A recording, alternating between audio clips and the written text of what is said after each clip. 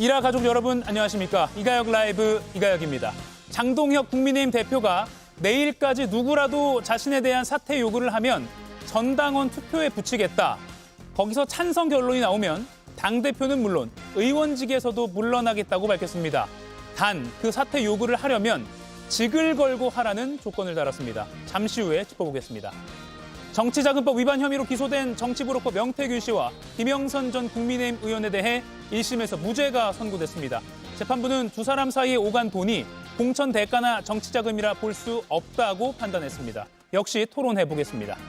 그럼 오늘 함께할 여야 해설위원 소개해드리고 백다잉커의 브리핑으로 첫 번째 이슈 보겠습니다.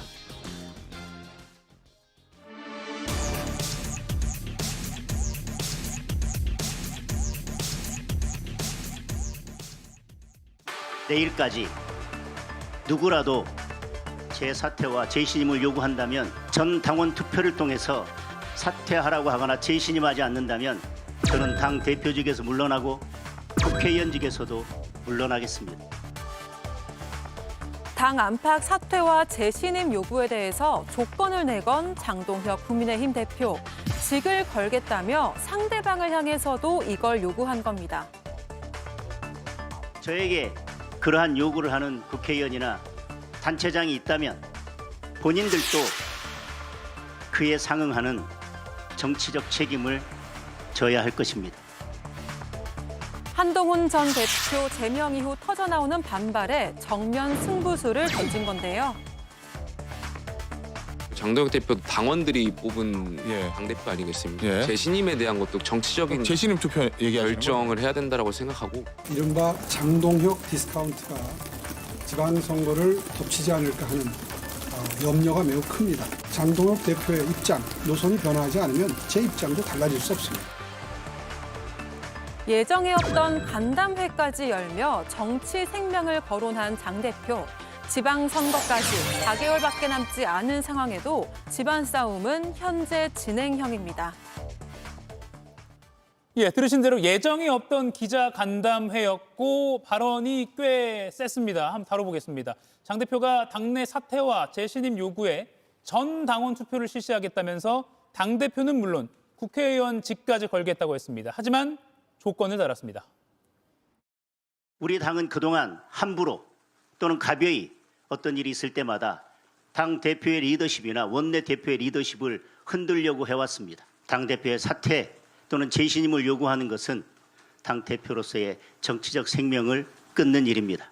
본인들도 그것이 관철되지 않으면 정치적 생명을 다할 것을 각오하고 저는 그런 요구를 하는 것이 맞다고 생각합니다.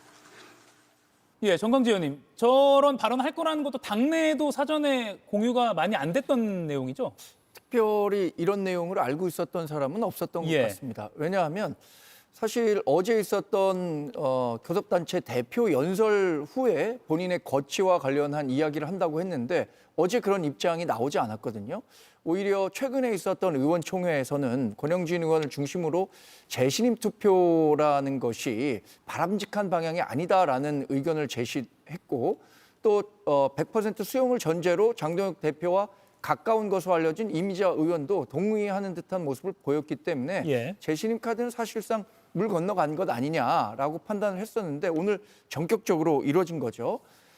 이런 배경을 놓고 보면 첫 번째는 장동혁 대표로서는 지금 본인에 대한 사퇴 요구에 밀려서는 안 된다라는 정치적 위기감이 작용했을 것이다라고 판단해 볼 수 있겠고 두 번째로는 재신임 투표를 실제 실행했을 때 본인에 대한 사퇴 요구 여론이 높지는 않을 것이다. 그러니까 재신임 투표를 하더라도 본인의 자리를 지키는 자신이 있다라는 판단을 하지 않았는가 싶고요. 그러나 이 사퇴 요구라든가 장동혁 대표의 노선 변화를 요구하는 국회의원이나 단체장들의 요구에 대해서 본인도 당대표직과 의원직을 걸 테니 해당 사람들도 정치적 운명을 걸어라 이렇게 얘기하는 것은 글쎄 바람직한 방향은 아닌 것 같아요. 왜냐하면 국회의원이나 단체장들은 국민들이 선택한 것인데 본인들이 이야기는 할 수 있죠. 그런데 그 이야기를 하는 존재 조건으로 자리를 걸어라라고 하는 것은 지나친 일종의 입틀막 이렇게 될 수 있기 때문에 바람직한 방향이라고 보기는 어려울 것 같습니다. 예, 당대표가 당 소속 의원들과 지자체장을 언급하면서 직을 걸고 나에 대해서 사퇴 요구를 하라라고 말하는 것도 글쎄요, 최근에는 들어보지 못했던 것 같습니다. 장동혁 대표가 말한 내용을 좀 따져보면요. 일단 내일까지라고 시점을 못 박았습니다. 내일까지 사퇴 요구가 나와야 된다. 그리고 재신임을 요구하는 이들에 대해서 직을 걸라고 했고요. 그리고 듣는 사람을 뭐라고 했냐면 의원, 광역단체장이라고 콕 집었습니다. 김용남 의원님. 네. 어떻게 좀 해석하세요? 장동혁 대표가 거의 정치판을 투전판으로 만들고 있는데요. 저 얘기를 들으니까 영화의 한 장면이 바로 떠오르더라고요. 영화 타짜 보면 왜 속임수를 썼느냐 안 썼느냐를 놓고 뭐 손목 걸고 뭐 하잖아요.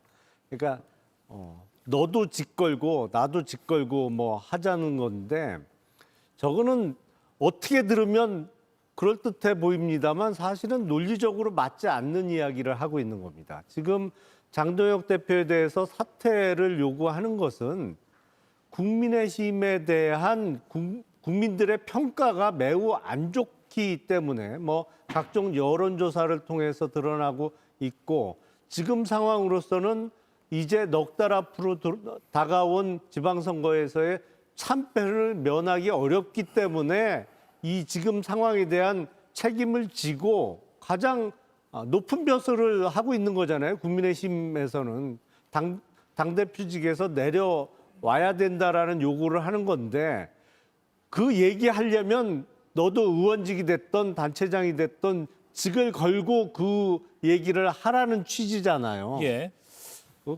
거의 뭐 투전판 되고 있어요, 지금. 투전판이다. 홍석준 의원 어떻게 보세요? 이런 분석에. 예, 장동혁 대표가 이제 강수 뜨는 것 같습니다. 왜냐하면 이제 그저께 의원총회를 할 때 이제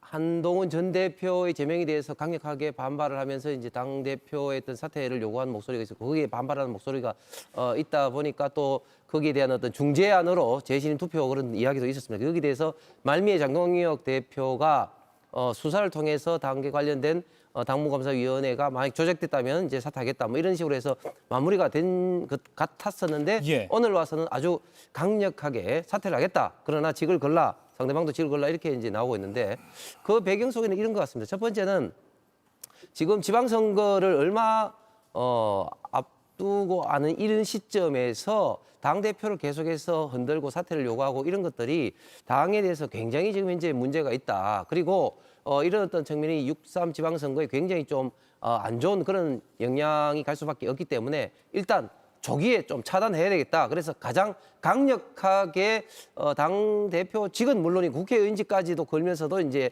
이걸 이제 하겠다는 것이고 또 두 번째는 이게 사실은 본인이 이렇게 한다 보면은 지금 친한계 의원들은 물론이고 오세훈 시장이라든지 바로 지난주에도 우리가 이 주제를 가지고 이야기를 했는데 사실은 이제 너무 좀 가볍게 지금 당대표 사퇴했던 이런 이야기를 좀 하기 때문에 어떻게 보면 좀 뭐 입틀막이 아니라 이런 이야기를 하려면 좀 신중한 어떤 입장에서 좀 이야기를 좀 해달라 하는 어떤 그런 어떤 당부의 어떤 논리가 아닌가 싶은데 기본적으로는 지금 장동혁 대표 우리 김영남 의원은 지지율이 떨어진다고 했지만 뭐 저는 절대 종하지 않고 많은 또 여론조사는 또 반대했던 여론들 많습니다. 그런데 장 대표도 일기에 대해서는 확고한 좀 자신감이 좀 있기 때문에 이런 이야기를 또 더 강력하게 하지 않나 생각합니다. 예, 초강수를 뒀다는 것에는 공통적으로 좀 공감하시는 것 같습니다. 그런데 이게 자신에 대한 비토 여론을 막으려는 입틀막인가 또는 아무리 그래도 당대표에 대해서 너무 당원들이 뽑은 내 자리인데 너무 쉽게 말하는 거 아니야? 라는 것에 대한 정당한 비판인지 시청자 여러분들 어떻게 생각하실지 궁금합니다. 조기현 의원님, 의원, 광역단체장을 콕 집었거든요. 그럼 의원은 친한계 의원을 말하는 것이고 광역단체장은 예를 들어 오세훈 시장을 말하는 걸까요? 그렇게 딱 해석이 될 수밖에 없네요. 예. 최근에 뭐 강하게 사퇴 요구, 재심 요구를 하고 있는 분들이 주로 친한계 나거나 중립적인 분도 몇 분 계시지만 뭐 거기에 오세훈 시장이었으니까요. 그분들 더 이상 그런 얘기 하지 말라는 거죠. 그러니까 그 얘기를 하니까 바로 효과가 좀 나타나는 것 같습니다. 오세훈 시장이 약간 톤다운을 해버렸죠. 사퇴 요구가 더 이상 안 나올 것 같아요. 그러니까 너무 서슬퍼렇게 저렇게 협박을 하다 보니까 입틀막 효과가 바로 나타났는데 결국 국민의힘의 저런 장동혁 대표의 극단적 입장과 노선이 스스로의 자멸을 재촉하고 있는 게 아닌가 싶습니다. 그런데 상식적으로 선거 5개월 앞둔 상황에서 정상적으로 정당 대표가 저런 방식의 정치를 하는 사례가 없어서 납득이 안 되거든요. 저는 그게 최근의 어떤 상황, 고성국 씨, 전한길 씨 등이 당에 사실상 영향력을 행사하는 분들이 복귀를 해서 적극적 발언을 하면서 사실상 장동혁 체제를 엄호하기 시작하니까 거기에 자신감을 얻으신 것 같긴 한데 본인의 지도 체제를 강화하는 데는 도움이 될진 모르겠습니다만 저런 발언들이 국민들로부터 국민의힘을 더 멀어지게 하는 결과로 귀결될 것은 너무 뻔해 보입니다. 예, 장동혁 대표의 오늘 일종의 선언 후에 지금 보시는 오세훈 서울시장의 입장입니다. 참 실망스럽다. 자리를 걸고 당의 노선 변화 요구하라는 것은 공직에 대한 장 대표 인식을 보여주는 거다. 정강지 의원님, 예. 조기현 의원은 이게 오세훈 시장이 톤 다운을 한 거라고 봤는데요. 톤 다운 된 거라고 보세요? 뭐 일종의 톤 다운이라고 볼 수 있을 것 예. 같습니다. 그런데 이 사퇴 요구라는 것이 굉장히 상징적인 의미에서 이대로 가면 안 된다. 그러니까 계속해서 윤어게인이라든가 고성국 씨와 같은 논조로 당을 운영하면 안 된다라는 것에 대한 경고음이었지 실제로 당내에서 뭐 친한계든 뭐 오세훈 시장을 비롯한 개혁 쇄신파든 그 목소리가 전반적으로 확산되는 분위기는 아니었거든요. 근데 지금 장동혁 대표 입장에서는 오히려 이것을 상대방에 대한 역공의 기회로 생각하고 있는 것 같아요. 전체 판도를 보니까 첫 번째 위기감은 이런 게 있겠죠. 120일밖에 남지 않은 지방선거를 두고 장동혁 대표 체제가 지금 무너진다면 누가 당을 추스려서 이번 선거를 치를 수 있겠느냐. 이것 때문에 예. 아마 장동혁 대표 체제에 불만을 갖고 있는 사람이라도 재신임할 수밖에 없을 겁니다. 그런 생각할 수 있을 것 같고 이게 만약에 재신임 투표가 이루어지게 되면요. 어떤 식으로는 숫자가 나올 거 아닙니까? 당원들에 대해서도 전화해서 물어볼 텐데 이것이 오히려 당의 분열을 가속화시킬 수 있기 때문에 이런 사퇴 요구가 반드시 재심을 묻겠다라는 쪽으로 간 것은 아닌데 장동혁 대표는 이게 오히려 본인과 대척점에 있는 사람들에 대해서 강하게 나갈 수 있는 계기라고 보고 밀어붙이는 건 아닌가? 이런 판단을 해볼 수 있겠죠. 예. 장 대표가요. 한 전 대표의 제명 후폭풍을 불러일으킨 시초라고 할 수 있는 당원 게시판 문제에는 이렇게 언급했습니다. 당원 게시판 문제는 당무감사위원회와 윤리위원회에서 당원 당규에 정해진 절차에 따라서 결정된 것이고 최고위원회에서도 논의를 거쳐 의결된 사항입니다. 당 대표가 개인적으로 결정하는 사항도 아닙니다. 그 내용은 대통령과 여사에 대한 내용이었고 그것이 대통령의 국정수행에 장애가 되도록 만들었다는 것이고 그 과정에 그 당시 여당의 대표가 관여되어 있다는 이 바로 마지막 문장인데요. 당원 게시판이 국정 수행에 장애가 되도록 만들었다. 한동훈 전 대표의 당원 게시판 이 논란이 또는 그 당시에 한동훈 전 대표 또는 그 측근들이 썼다고 알려진 그 글 때문에 윤석열 당시 대통령이 국정 수행을 제대로 못했다 이런 주장이거든요. 김웅남 의원님. 네. 이거 지난주에 강하게 비판하셨던 당원 게시판 사건이 계엄에 영향 미쳤다. 그렇죠. 이거랑 비슷한 맥락이네요. 장동혁 대표는 같은 맥락의 이야기를 또 반복한 것인데 그러면 그럴수록 윤석열 당시 대통령뿐만 아니라 그 부부가 얼마나 옹졸한 사람이고 사감에 치우쳐서 대통령직을 뭐랄까요? 뭐 그냥 자기 개인적인 감정으로 임했는지를 확인시켜 주는 거 아닌가요? 장동혁 대표의 입을 통해서. 뭐 지난주에는 당원 게시판 그 사건이 계엄에 영향을 끼쳤다. 즉 당원 게시판 때문에 비상계엄 선포했다는 취지로 얘기를 하더니 이번엔 또 국정 수행에 장애를 가져왔다고 하는데 예. 아니 당원 게시판뿐만 아니라 뭐 우리나라의 온갖 그 온라인상의 게시물이 어마어마하게 올라가죠. 또 외국 회사가 하는 소셜 미디어에도 하루에도 뭐 수백만 건, 수천만 건이 올라가는데 그게 대통령의 국정 수행에 영향을 끼치면 게시판의 글 뭐 이런 거로 영향받으면 그건 대통령 자격이 없는 거죠. 거기서 자기한테 싫은 소리 하는 사람이 있다? 근데 그 싫은 소리 하는 사람이 당대표 가족이라고 해서 대통령이 국정 수행은 안중에도 없고 야 내가 저거 혼내줘야지 이런 일부터 먼저 하게 됐다면 그거 자체로 대통령직에 하루라도 더 있으면 안 되는 사람이었다는 것을 장동혁 대표의 입을 통해서 확인시켜 주는 거죠. 예. 저런 말을 계속 반복하죠. 홍석준 의원님, 이 주장, 그러니까 당원 게시판 일 때문에 윤석열 당시 대통령이 국정을 제대로 수행 못했다.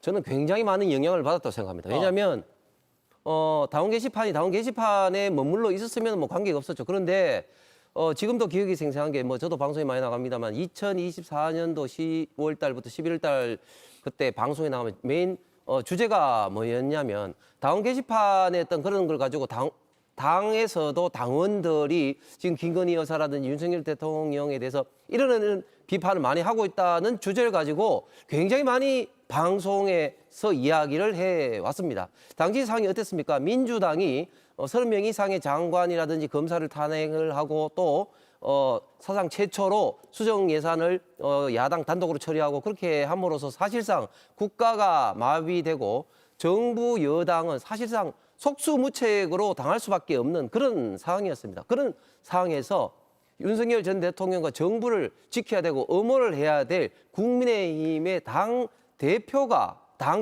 물론 그때 당시는 한동훈 전 대표가 관련된지 몰랐겠습니다만 나중에 알고 보니까 관계됐단 말이죠. 예. 그런데 그 당 게시판에 관련된 글로 인해서 언론에서 부각을 해서 계속해서 방송에서 떠들고 왜 김건희 여사가 사과를 하지 않느냐 하는 식으로 해서 당원들조차도 굉장히 요구를 많이 하고 있다는 것을 기가 따갑게 방송에서 많이 했습니다. 그런 것들이 국정 수행에 장애가 안 되고 도움이 됐습니까? 그렇기 때문에 거쳐온 이런 어떤 것을 따지고 보니까 그때 당원 게시판 어떤 사건이 정말 당정 간의 갈등을 초래된 그리고 국정을 혼란하게 만든 큰 원인이 되었던 것 같습니다. 그런 측면에서 지금 장동혁 대표도 다시 한번 강조한 것 같습니다. 아니 제가 드는 의문이 그러면 홍 의원님 생각에도 그런 본인에 대한 비판을 못 견뎌 할 정도로 뭐 거기 당원 게시판에 올라온 글 내용이 그다지 틀린 내용은 없었던 것 같은데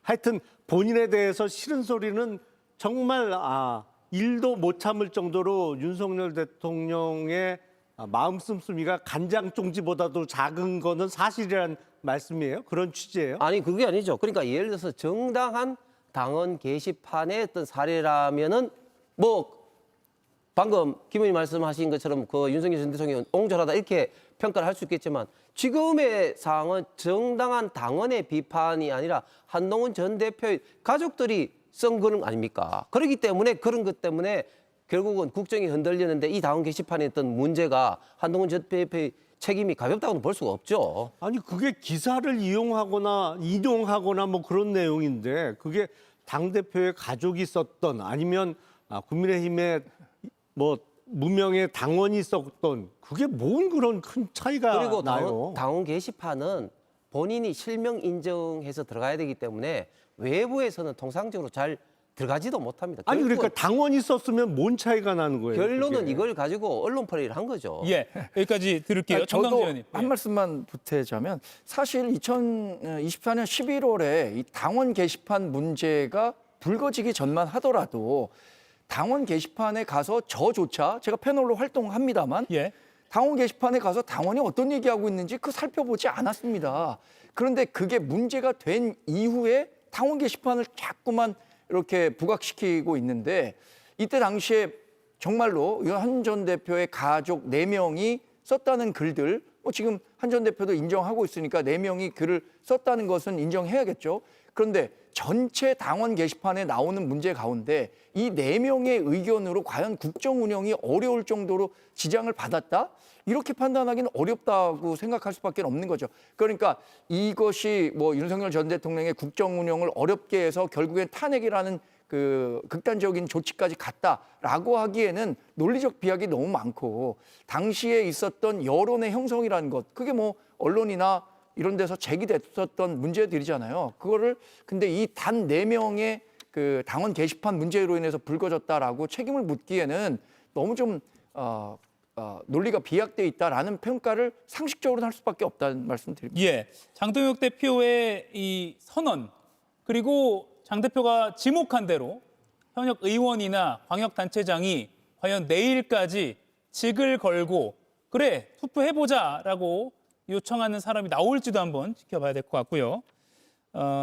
배현진 의원 상황을 좀 알아볼게요. 친한계로 알려진 배현진 의원이 국민의힘 윤리위원회에 제소된 것으로 알려지면서 친한계 속가내기라는 우려가 계속 커지고 있습니다. 또 다른 친한계 김종혁 전 국민의힘 최고위원은 윤리위를 두고 이렇게 평가했습니다. 전화했다니까요. 배현진 의원한테? 들어오기 전에. 그냥 펄펄 뛰더라고요. 김 선배 그게 말이에요. 가 등장을 했을 때 그 독일에 국민법원이라는 게 있었어요. 근데 여기서 5천 명을 정적을 사용을 했어요. 그랬는데 저는 요즘 보는 게 야 국민의힘 윤리위가 완전히 그 정적 제거를 위한 사설 기관화되고 있구나 이런 느낌이 들어요. 모든 걸 다 윤리위로 가져가서 다 죽이겠다는 거 아니에요? 예, 그리고 당협위원장을 대거 교체할 거다라는 보도도 나왔었는데 일단은 지방선거까지 함께 하기로 결정했다고 합니다. 조기현 의원님, 상대당이지만 친한계의 윤리위 제소 이 문제를 의식한 좀 숨고르기일까요? 당협위원장까지 막 교체해버리면 너무 장동혁 대표에 대한 역풍이 거세질까 봐 걱정했을까요? 그렇죠. 거기까지 가는 거는 너무 리스크가 크다고 본 것 같긴 한데요. 어찌됐든 뭐 한동훈 전 대표에 대해서도 제명까지 할까 했는데 했지 않습니까? 김종혁 최고위원회에서도 탈당 권고했습니다. 나머지들 의원들, 친한계 의원들도 지금 윤리위에 회부해서 징계 조치를 하겠다는 거로까지 보면 결국 지방선거 후에 당협위원장의 대거 교체도 현실화될 가능성이 매우 높다고 보는데요. 저는 그래서 아까 당계 게시판이 계엄의 동기가 됐다는 취지의 발언이 그냥 한 발언은 아닌 것 같습니다.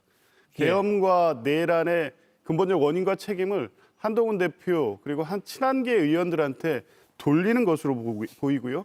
그러면 당연히 그 뒤에 이어진 정권 교체 책임도 한동훈 대표와 친한계 그리고 최근에 지지율 답보라든가 당내 갈등도 모두 친한계와 한동훈 대표.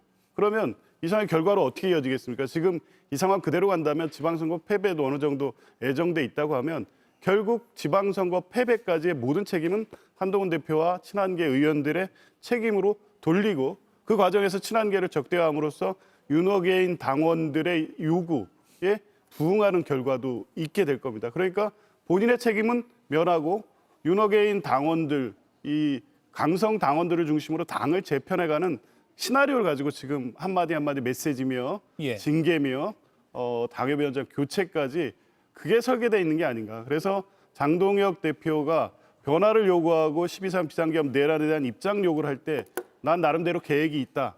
했던 얘기가 이 계획이 아니었나 싶습니다. 예, 일단 정의용 국민의힘 사무총장은 친한계 찍어내기는 전혀 무관하다.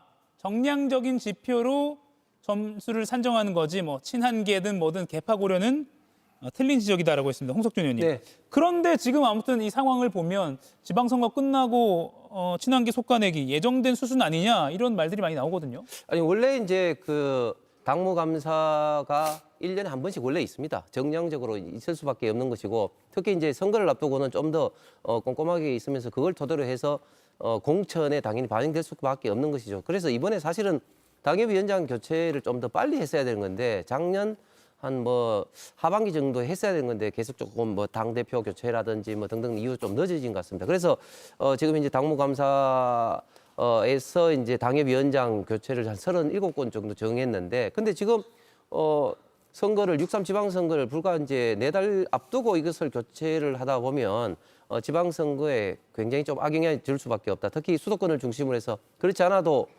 당세가 약한 지역에는 치명타가 될 수밖에 없기 때문에 이것은 이제 지방선거 이후로 미루자고 하는 것이고 이것은 뭐 전적으로 뭐 친한계냐 아니냐 하는 거하고는 전혀 별개로 루틴한 당무감사에 따른 어떤 그런 어떤 정기 어떻게 보면 인사적 그런 어떤 성격을 갖고 있는 겁니다. 예, 국민의 입장은 이렇습니다. 그런데 윤리위에 제소된 배현진 의원 이야기 하나만 더 해보면요. 이 배 의원의 이름이 영향력이 크다고 알려진 이 사람의 입에서도 언급됐습니다. 그러니까 강남의 고동진이 송파의 배현진이가 공천 받으면 당선되는 지역에서 공천 받아가지고서 재선, 3선 계속 할 수 있는 자들이에요. 네. 그래서 이런 귀족 계급들이 이 국민의힘 안에 버티고 있어요. 지가 어떻게 배지 달았는지도 모르고 당 서열이 한참 위인 조광한 최고위원한테 어디 감히 의총장에 들어오냐, 배지도 안 단 것이 이런 식으로 지금 공격한 거 아닙니까? 네. 이미 발생한 요 사안만으로도 당 차원에서 질서 확립을 해서 엄중하게 조치해야 된다. 네. 저는 그렇게 생각합니다. 예, 뭐 강력한 조치를 언급했는데 그 대상이 친한계 의원입니다. 윤리위에 제소가 됐다는 소식이 없는 정성국 의원이나 한지아 의원까지도 이 고성국 씨가 언급했습니다. 정광재 의원님. 네. 그래서 뭐 장 대표가 고성국 씨한테 휘둘리는 거 아니야? 이런 말도 나오고요. 아니 윤리위 제소가 실제 윤리위 징계로 이어진다면 장동혁 대표가 고성국 씨에 의해서 휘둘린다 이런 평가가 가능하겠지만 이 윤리위 제소라는 건요 대단히 간단한 일입니다. 사실 그 정치적으로 좀 적대 관계에 있는 사람에게 이런 이유를 근거로 얼마든지 제소를 할 수 있는 거예요. 이번에 배현진 의원을 상대로 제소를 한 사람도 서울시당의 그 당협위원장을 맡고 있는 어떤 인사로 제가 알고 있는데 예. 이분이 제소를 했을 뿐이지 윤리위가 열려서 실제로 배현진 의원에 대해서 책임을 물을 수 있느냐 이건 완전히 별개의 문제라고 생각합니다. 그리고 고성국 씨가 하는 이야기들이 당 전반에 어떤 식으로든 영향을 미친다고 하는 것 자체가 우리 당으로서는 부담이 될 수밖에 없다고 생각합니다.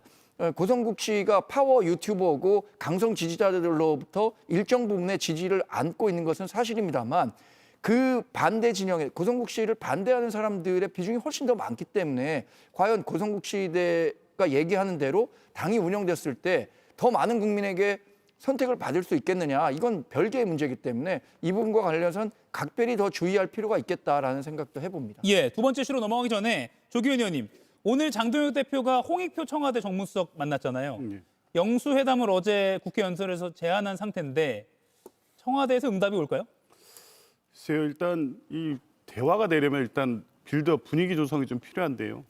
어제 그 교섭단체 대표 연설에서 온갖 험담과 그런 험한 말을 쏟아내놓고 그 마지막에 영수회담 제안을 해놓은 상태여서 과연 청와대가 적극적으로 검토할 수 있을지는 모르겠습니다. 그런데 어쨌든 전향적인 것은 민생을 의제로 영수회담을 하자는 것이고 또 그 이후에 직후에 대미투자특별법과 관련해서 야당이 입장을 바꿔서 적극 협조하기로 하는 또 합의도 있었다는 이런 긍정적인 요건들이 형성이 됐기 때문에요.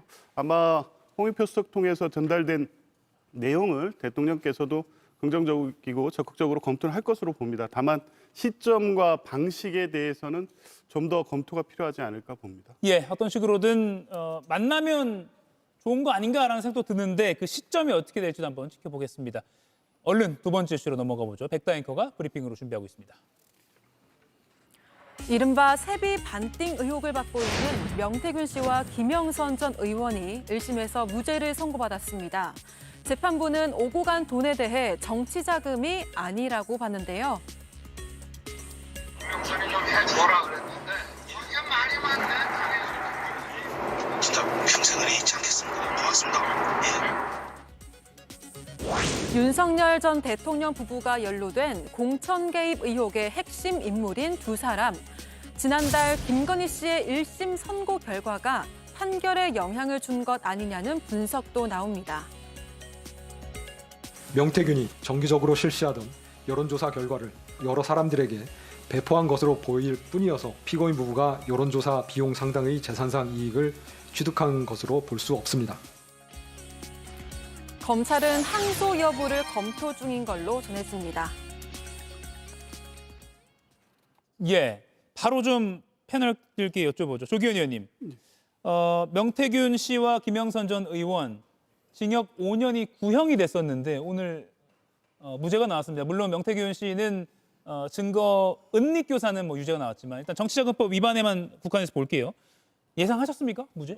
전혀 예상 못했습니다. 아 예. 뭐 이미 이 관련된 내용들은 2024년부터 해서 관련 녹취록이라든가 행위, 거래된 내용들 김영선 전 의원을 공천하는 과정에서의 윤석열 전 대통령, 김건희 씨와의 대화 내용까지 다 나와 있기 때문에 이러한 거래를 정치자금법의 불법 수수로 인정하지 않는다면 과연 그럼 어떻게 될 것인가? 그 부분에 대해서는 상상을 하지 못했고요. 만약 저게 무죄라고 하면 당장 당면한 지방선거에서 온갖 탈법과 불법이 난무해도 규제하기가 어려울 겁니다. 대법원 판례의 기존 태도에 비추어 보아도 이번 창원지법의 판결은 도저히 납득이 안 됩니다. 예, 홍석준 의원님. 네. 도저히 납득이 안 된다고 민주당에서는 평가했습니다. 제가 뭐 이 시간에서 계속 강조를 했습니다만 이 명태균과 김영선 전 의원의 정치자금법 위반이 그 입증이 되려면 몇 가지 이제 충족이 돼야 되는데 일단 윤석열 전 대통령이 그 공천에 직접적으로 관여했느냐. 근데 조금 전에 이제 녹취 나왔습니다. 그 전화 앞에 경선 때부터 그 김영선이 열심히 뛰었으니까 뭐 하면서 이야기를 했습니다. 그렇기 때문에 지금 이게 저는 일단 기본적으로 대통령이 그 당시에 공관위원장인 윤상현 의원한테 이야기는 했을지라도 그것이 윤상현 의원 본인부터도 사실은 뭐 본인이 하기 때문에 일단은 입증이 되기가 상당히 어렵고 또 지금 이 돈 문제로 인해서 과연 윤석열 전 대통령이 이렇게 적극적으로 김영선 의원에 대한 어떤 공천 여부를 이야기했느냐. 그게 아니고 아까 녹취에 있는 것처럼 본인은 일단은 명태균하고 관계없이 김영선 전 의원이 경선 때부터 캠프에서 열심히 활동한 것 때문에 한번 이야기를 한 그런 게 되는 거죠. 그래서 직접적으로 지금 김영선 전 의원과 지금 명태균 씨 간의 이 돈 관계가 이 공천에 영향력을 행사했다고 지금 입증이 될 수가 없는 사항인 것이죠. 거기다가 또 이런 어떤 그동안 좀 뭐 돈 어떤 거래다가 대여금이다 이런 것들이 이번에 법원에서는 이제 받아들여졌기 때문에 정치 자금으로 볼 수가 없다 이렇게 결정을 한 것 같습니다. 예, 명태균 씨가 오늘 창원지법에 들어가기 전에 언론인들에게도 또 뭐 꽤 많은 말을 했는데요. 무죄를 확신하는 듯한 태도를 보이기도 했습니다. 들어보시죠. 전에는 따로 하실 말씀은 없으시죠? 그 사법부의 그 예의가 아닌 것 같은데 그렇지 않겠어요? 혹시 선고 결과 좀 어떻게 예상하실까요? 결과요? 그치 1년 전 얘기한 거하고 지금하고 똑같잖아요, 저는. 네네. 틀린 게 있어요? 네. 그럼 무죄. 아니 틀린 게 예상하시는 없잖아요. 틀린 게 없잖아. 네, 그 증거은닉 교사 혐의에도 무죄. 증거인이 교사. 그거는 내가 증거를 갖다 주려고 가져간 거 아니에요? 그럼 무죄라고. 거기 있는 거를 증거를 포렌식에서 검찰에다가 제출했는데. 예, 나머지 두 분께도 여쭐게요. 김영남 의원님. 네. 그동안 뭐 보도로도 많이 공개가 됐던 여러 의심스러운 정황들 이런 걸 볼 때 이번 1심 판결이 좀 국민 정서와 동떨어지는 것 아니야? 이런 비판에 대해서 어떻게 보세요? 그러니까 지난번 김건희 피고인에 대해서 공짜 여론조사를 받고 이제 대신 공천을 줬다고 하는 정치자금법 위반에 대해서 당시 우인성 재판부하고 비슷한 논리로 또 무죄를 선고를 했어요. 예. 이게 공관위에서 결정한 거지 당시 윤석열 대통령 부부가 관여한 게 인과관계가 있다고 보기 어렵다. 아니 그러면 방금 전 들은 녹취 파일이 설명이 안 되는 거예요. 아니 그렇다면 공관위에서 왜 윤석열 당선자한테 그걸 갖고 와요? 녹취 파일에서 분명히 얘기하잖아요.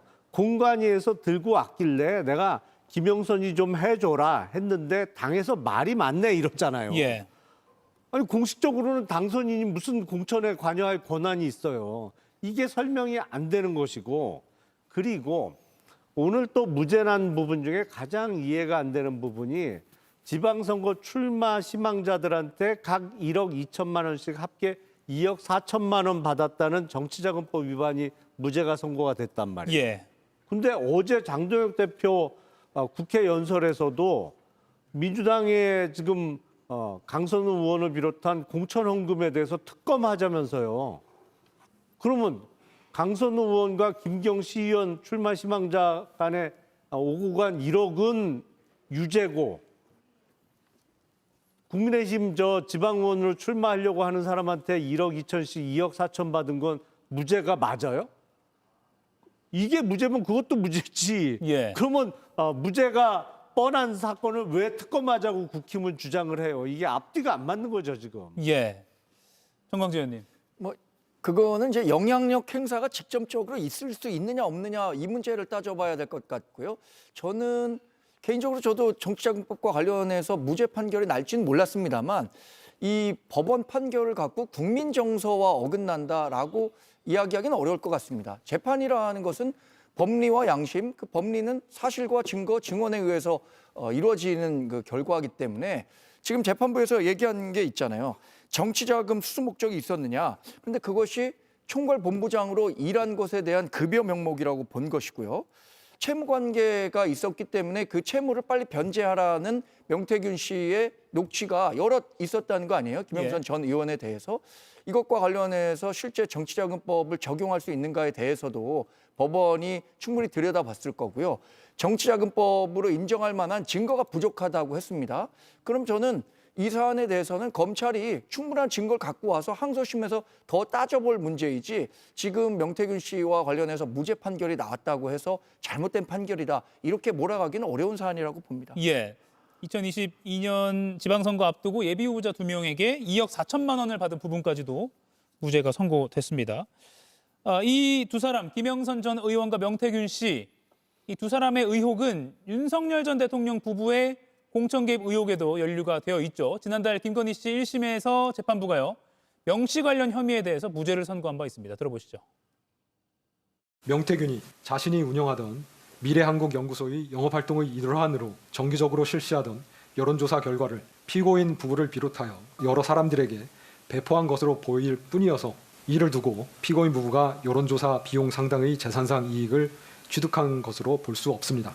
피고인과 미래한국연구소 또는 P&R 사이에 여론조사 관련하여 계약서 등 계약이 체결되었다고 볼 만한 증거가 없습니다. 조기현 의원님, 물론 재판부가 독립적으로 판단한다고는 하지만 바로 방금 봤던 그 김건희 씨 1심 선고 같은 판단이 오늘 재판부에도 뭐 간접적으로 영향을 줬다 이렇게 말해도 된가요? 그 정치자금의 성격이라든가 사전에 뭐 승인, 지시 여부 이런 데 판단은 동일하게 사실 판단한 것 같습니다. 대표적으로 지금 뭐 재산상 이익이 아니다라고 본 부분. 그러니까 여론조사는 통상의 P&R이 했던 것을 그냥 준 것이고, 그 지난번에 김건희 씨 재판에서는 전속적 기속이 아니다. 그러니까 여러 사람한테 줬기 때문에 그게 재산상 이익으로 김건희 씨, 윤석열 씨 대통령에게 귀속되지 않았다는 논리인데요. 본질적으로는 이 여론조사가 재산상 이익이 아니라는 판단 이번에도 똑같이 했습니다. 그런데 대법원은 정치 자금이 의미와 관련해서 정치활동과 관련된 용역 서비스 등 경제적 가치가 있는 모든 것을 정치 자금으로 봅니다. 꼭 돈 봉투에 돈 갖다 주는 것만 정치 자금으로 보지 않거든요. 선거에서 여론조사는 건수에 대해서 관련해서 보통 수회를 할 경우에 수천만 원의 비용이 드는 겁니다. 그 비용을 들이지 않고 여론조사 결과를 받아봤고 그거에 기초해서 선거 전략을 짜고 선거 기획을 하고 당내 어떤 여론 조정을 했다고 하면 당연히 들어갔어야 될 비용이고요. 그러한 비용은 정치 자금으로 보는 것이 지금까지 대법원의 판례입니다. 지금 대법원의 판례가 다 배치되는 결정을 창원지법하고 중앙지법이 한 것이어서요. 그대로 납득하기 어렵고 또 대표적으로 똑같이 개혁 체결 안 했다고 하는데 불법이니까 개혁 체결을 안 한 거죠. 개혁 체결을 했으면 정상적인 정치자금 집행으로 아무 문제가 없습니다. 그런데 공짜 여론조사를 주고 그에 대한 대가 관계가 요구됐고 그런 거래가 있었기 때문에 계약서가 없는 것이 당연하죠. 불법의 증거가 돼야 되는 내용들을 오히려 적법과 무죄의 증거로 썼다는 게 도저히 납득이 안 됩니다. 관련해서 계속 뭐 정치권에서도 좀 많은 말들이 오가고 있는데요. 좀 지켜보도록 하고요. 또 다른 정치 자금 논란, 민주당 이슈도 좀 짚어보겠습니다. 쪼개야 티가 안 난다. 강선우 무소속 의원 측이 김경 전 시의원 측에 쪼개기 후원의 구체적인 방법까지 알려줬다. 이런 경찰 진술이 나왔다는 단독 보도가 있습니다. 이런 내용입니다. 일종의 큰 돈을 돌려받았으니까 이렇게 한꺼번에 또 김경시 의원 쪽에서 강선우 의원 쪽으로 가면 너무 티나니까 나눠서 좀 천천히 달라. 뭐 이런 겁니다. 정광지 의원님. 강선우 의원은 이거 제대로 조사해달라라고 하면서 오히려 강하게 부인하고 있거든요. 글쎄요, 뭐 기발하죠. 방식만 놓고 보면. 강선우 의원은 근데 지금까지 말을 해놓은 게 거짓으로 판명난 게 너무나 많잖아요. 1억 받지도 않았다라고 했는데 뭐 녹취와 관련해서 또 남모국장의 증언 또는 김경시 의원이 얘기한 것을 통해서 강선우 의원이 거짓말하고 있었다라는 것은 모든 국민이 이제 다 알 정도 아니겠어요? 근데 지금 그 후원금과 관련해서도 굉장히 기발한 방법을 동원한 거예요. 1억 원을 불법적으로 받은 것을 본인이 인지하고 돌려준 후에는 합법적으로 가장해서 받을 수 있는 방법들을 고안해낸 거고 그것이 뭐 쪼개기 후원 방식으로 이루어진 것 아닙니까? 근데 이런 부분에 대해서 아무리 본인이 사실이 아니라고 하더라도 저는 그 경찰 수사 결과 모든 것이 다 드러날 것이라고 생각하고요. 지금 구속영장이 청구됐잖아요. 구속 수사가 이루어지면 이 지금 그 강선우 의원이 얘기하는 것들이 또 다시 뭐 거짓으로 드러나는 것은 시간 문제이지 않을까 이렇게 예상해 봅니다. 예, 김기현 시의원 측은 강 의원이 요구했다고 진술을 했다고 하는데 계속 뭐 의견이 배치되고요. 그러면 수사에서도 강 의원이 적극적으로 요구했느냐 이게 좀 중요한 핵심이 될 것 같은데요.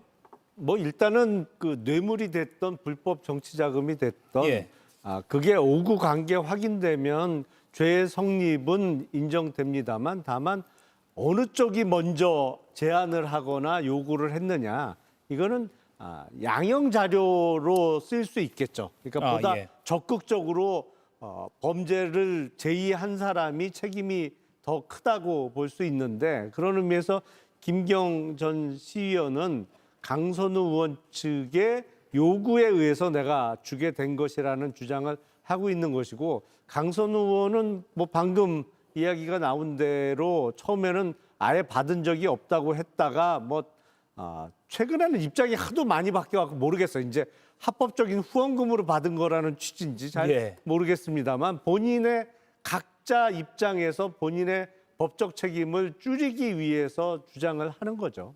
예. 그리고 정강진 의원이 아까 언급한 대로 오늘 경찰이 김경 전 시의원과 강선우 의원에 대해서 동시에 구속영장을 신청했습니다. 홍석준 의원님. 네.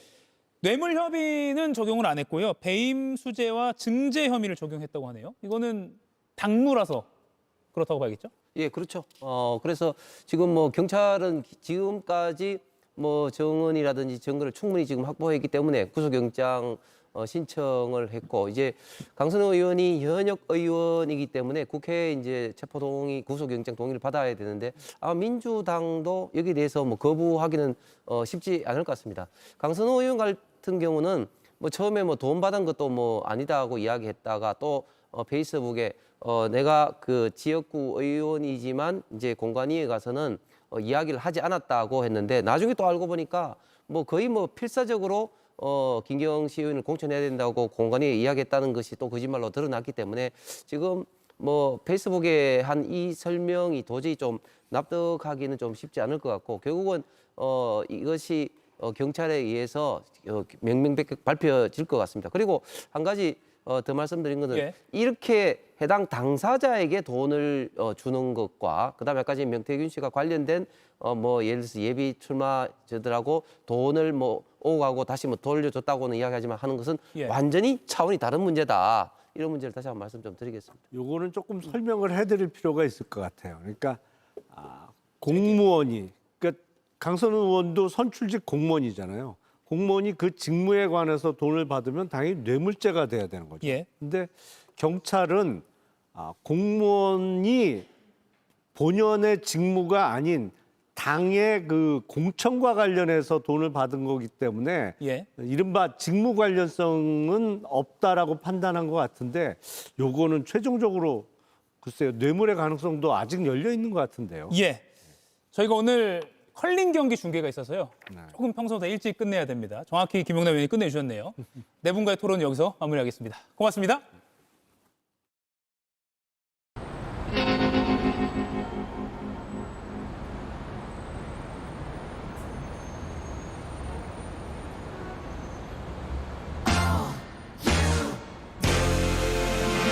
KB 국민카드. 수천 번을 넘어져도 괜찮다. 단 1초라도 줄일 수 있다면. 뜨거운 함성이 없어도 좋았다. 나의 모든 것을 보여줄 수 있다면. 넥센 타이어와 함께 달려온 길고도 뜨거운 겨울. 그리고 마침내 세계를 향해 질주할 시간. 윙가드 스노보드팀 이상호 선수의 금빛 주행을 넥센 타이어가 응원합니다. 넥센 타이어. 최신 연구를 통해 개발된 센소다인 리페어 앤 프로텍트는 민감성 치아 깊숙이 침투해 틈새를 효과적으로 채우고 보호해주죠. 센소다인 리페어 앤 프로텍트만의 차이를 경험해보세요. 센소다인. 1948년 8월 13일 신문기사입니다. 처음으로 태극기 휘날리다. 역도 김성집 군 제3위로 입상. 런던 하계올림픽에서 김성집 선수의 동메달. 한국 올림픽 역사상 첫 메달 획득 순간입니다. 참가 자체가 기적이었습니다. 독립한 지 불과 3년. 선수단은 국민 성금을 모아 비용을 마련했고 배, 기차, 비행기를 갈아타면서 런던에 닿는 데만 21일이나 걸렸습니다. 악조건 속에서 위대한 성취를 거둔 김 선수가 배고픈 고국 동포들에게 꺼낸 소감, 기쁨보다는 미안함이 먼저였습니다. 저로서는 최선을 다하였으나 여러분의 기대에 어그러져 죄송합니다. 77년이 흘렀습니다. 선진국 대한민국은 첨단 장비를 갖추고 동계올림픽을 앞두고 있습니다. 이번 대회 첫 메달을 딴 한국 선수는 대한민국 올림픽 역사상 400번째 메달의 주인공이 됩니다. 선수들에게 전하고 싶은 말이 있습니다. 여러분이 짊어진 무게가 죄송함이 아닌 자부심이었으면 좋겠습니다. 메달 색깔 때문에 혹은 메달을 따지 못했다고 해서 고개 숙이지 않았으면 좋겠습니다. 대신 후회 없이 불태웠고 다시 열정을 쏟겠다며 환하게 웃어주길 바랍니다. 결과와 상관없이 우리는 이미 당신들이 보여줄 열정에 박수 보낼 준비가 되어 있습니다. 오늘 한 컷이었습니다. 네, 오늘 올림픽 중계 관계로 이가혁 라이브는 평소보다 조금 일찍 마칩니다. 올림픽 기간 동안 특별 편성 체제로 이가혁 라이브는 2주간 쉬게 됩니다. 2월 23일 월요일에 다시 찾아뵙겠습니다. 그리고 바로 이어서 2026 밀라노 코르티나 동계올림픽 대한민국과 개최국 이탈리아의 컬링 믹스 더블 예선 두 번째 경기가 생중계됩니다. 많은 관심 바랍니다. 이라 가족 여러분, 고맙습니다.